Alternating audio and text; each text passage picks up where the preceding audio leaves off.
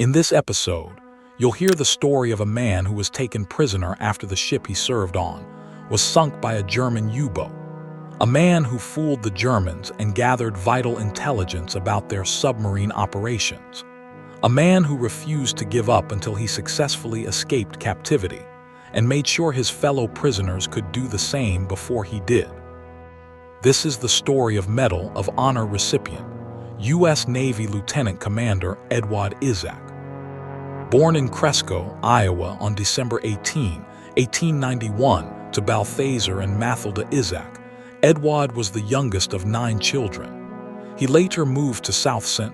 Paul, Minnesota, where he graduated from high school and went on to attend the United States Naval Academy. There, he met Agnes Cable, and the day after graduating in 1915, he married her.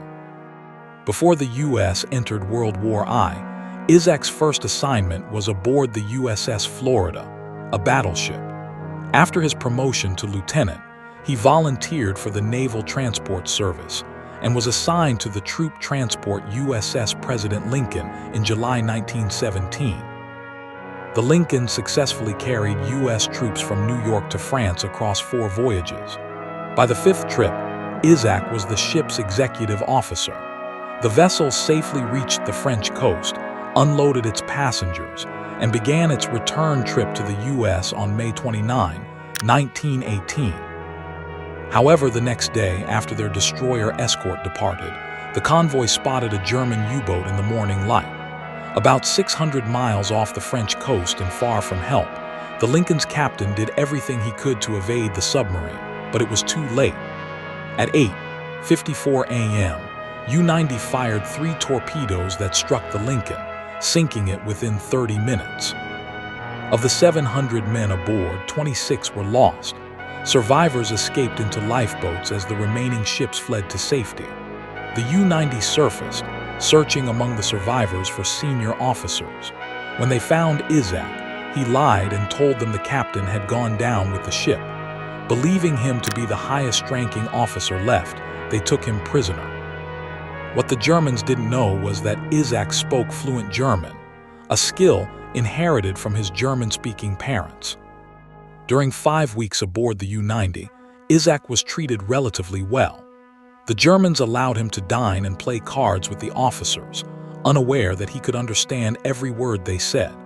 He quietly observed and memorized everything, from operations and crew routines to maps and navigation routes. These details revealed how U-boats avoided Allied patrols and minefields, information that would be invaluable to the Allies.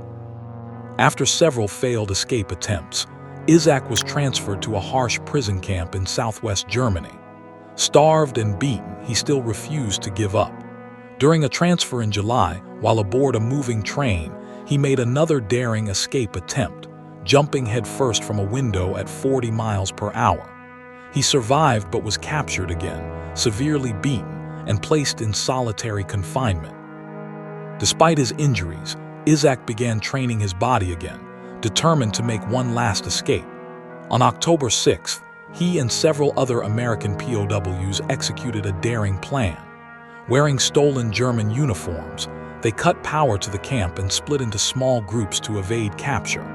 Izac and his partner, Harold Willis, drew enemy fire to help others escape before making their own break for freedom.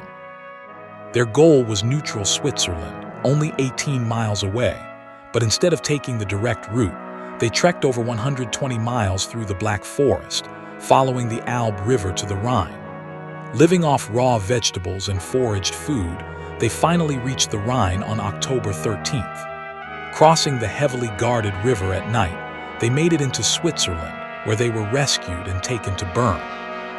Izac reached Paris, then London, and finally New York City on November 11, 1918, the very day World War I ended.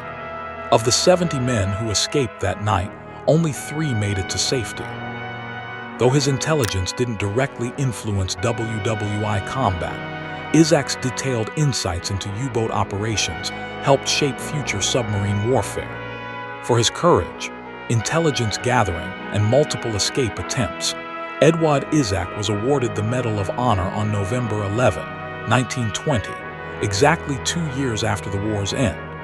The medal was presented by Assistant Secretary of the Navy Franklin D. Roosevelt.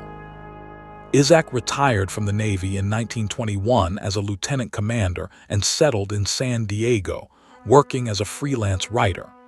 In 1934, he ran for Congress and lost, but succeeded in 1936, serving 10 years before retiring to a farm in Virginia. Edouard Izac passed away on January 18, 1990, at the age of 98, and was buried in Arlington National Cemetery.